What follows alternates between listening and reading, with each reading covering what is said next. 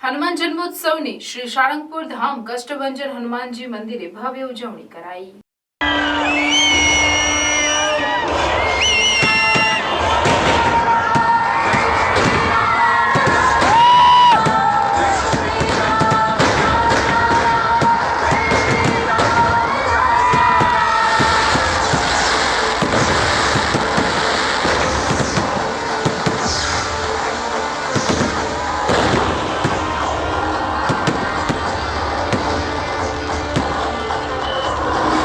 સાળંગપુર કષ્ટભંજન હનુમાનજી મંદિરે વહેલી સવારે મંગળા આરતી, શણગાર આરતી તેમજ દાદાને સુવર્ણના વાઘાનો શણગાર કરવામાં આવ્યો છે।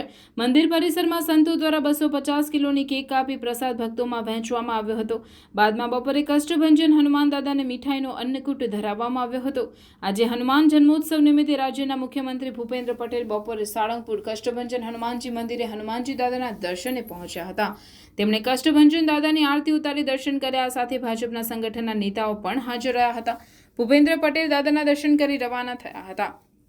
સાળંગપુરમાં હનુમાન જન્મોત્સવની વિશેષ ઉજવણી થઈ રહી છે। સાળંગપુરમાં હનુમાન જન્મોત્સવ નિમિત્તે કષ્ટભંજન દાદાને અલગ અલગ પ્રકારની મીઠાઈઓ અન્નકૂટ ધરાવવામાં આવ્યો હતો। અન્નકૂટના દર્શન કરી ભક્તોએ ધન્યતા અનુભવી હતી। ત્યારે વહેલી સવારથી સાળંગપુરમાં અલગ અલગ કાર્યક્રમો યોજાઈ રહ્યા છે, જેમાં સવારે મંગળા આરતી, દાદાને ભવ્ય અન્નકૂટ ધરાવ્યો, બાદમાં છડી પૂજા કરવામાં આવી। સાંજે સંધ્યા આરતી યોજાશે।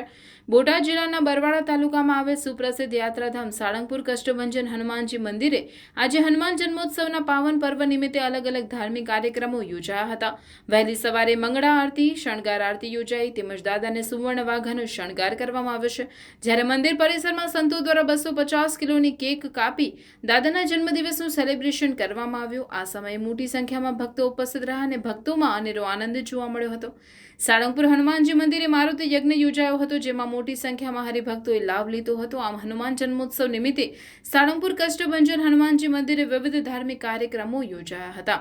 જ્યારે વહેલી સવારથી મોટી સંખ્યામાં ભક્તોએ દાદાના દિવ્ય શણગારના દર્શન કરી હનુમાન જન્મોત્સવની ઉજવણી કરી હતી।